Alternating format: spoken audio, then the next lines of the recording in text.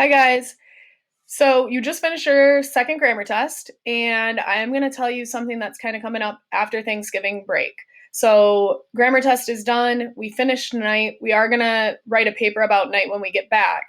However, one assignment that I like to introduce before Thanksgiving break is this narrative assignment. And the reason I like to assign it or at least explain it before Thanksgiving break is because one of the components is you are going to have to interview somebody in your life.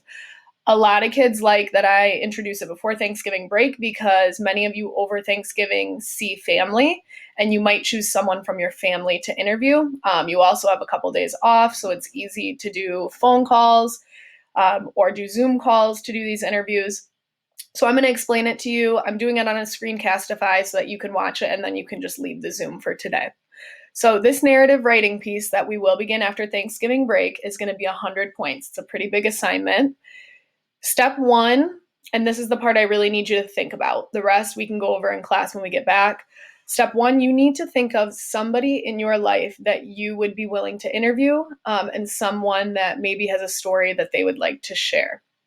So there are tons of people you can think of. Really, anyone will work. My only thing I ask you to consider is that I would prefer the person is at least a generation older. I don't want to get a bunch of you interviewing your peers or your friends. Although that has merit, that's just not really what I'm looking for this assignment. So common ones that I've gotten in the past: coaches, neighbors, teachers, grandparents, aunts, uncles, really anybody that you can think of in your life that you would like to maybe not sit down with because of COVID, but talk to over the phone or Zoom with and ask them some questions about life. That person will likely work. If there is somebody in your life that is younger and you really, really are interested in interviewing them. So I had a student last year who interviewed their cousin who was their age just because they had a really miraculous story. Then yes, you can ask them if they would be willing to be interviewed, but I'd like you to get that approved by me first. So think of somebody in your life that you could interview. Now, some of you, and this happens often, that kids are like, my family doesn't have anybody that has like a crazy story or anything really interesting. That's fine. Everybody has a story.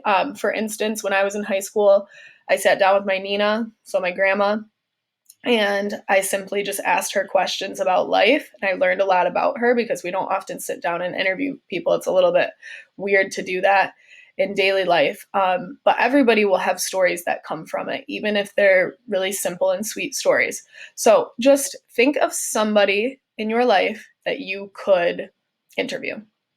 From there, if you are going to do it over Thanksgiving break, if you want to conduct the interview over break, you are going to want to come up with questions. I have had students before that just go into it and think they can just ask any question that pops into their mind, and oftentimes they don't get very good details. So, for instance, if I wanted to talk to my Nina about her husband who passed before I got to meet him, I would want to generate all my 10 questions, 10 to 15 questions around that story. If you have no idea what you want to ask about, then maybe generate some ideas. You could ask about their first job. You could ask about one of their favorite memories. You could ask about a good time from their life or a really difficult time from their life. Generate some ideas you want to talk about, and then I would make your questions kind of surrounding that idea. That will help you the most. And then that's step two. Actually, that's step three. Step two was determine what kind of story you want to discover. And then step three was come up with questions. I would write these questions down or maybe start a Google Doc going over them so you don't forget them. And again, I would come with at least 10 to 15 questions to your interview just because some of them they won't want to answer or they can't answer. And so you'll have to move on and there will be some throwaways. So be prepared with more questions than you might necessarily think you need. Step four, and this doesn't have to be done over Thanksgiving break. I'm just giving you a heads up in case you want to do it over Thanksgiving break. You are going to conduct the interview.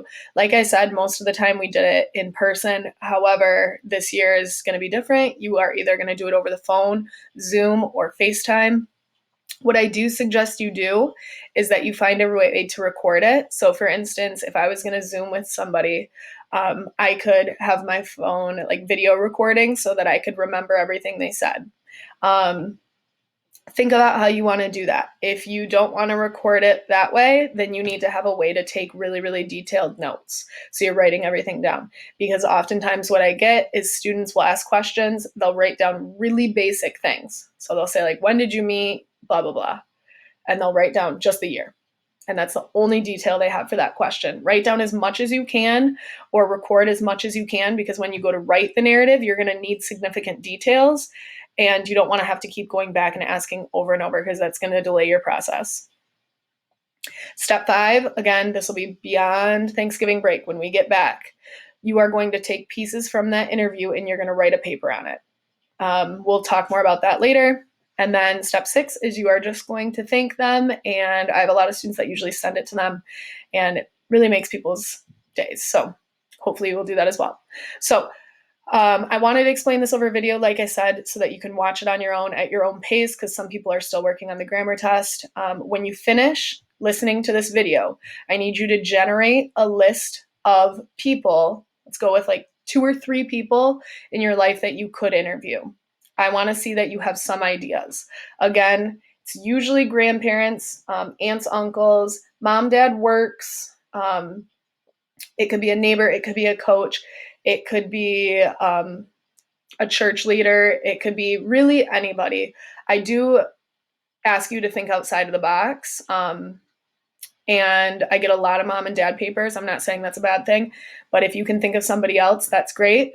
Also, one thing to consider, think about the people in your life that you might not have as much time left with. I'm really, really glad that I got to interview my grandma when I did, because she passed away about 3 years later and I wouldn't have known any of that. So consider that as well. But think of those people, leave me some answers on Google Classroom, and that's really all I need you to get brainstorming before break. If you want to conduct the interview over break, great. That might be a good idea since you might be with those people. But if not, you will have the next coming weeks after that to do it as well. Just wanted to get it on your radar.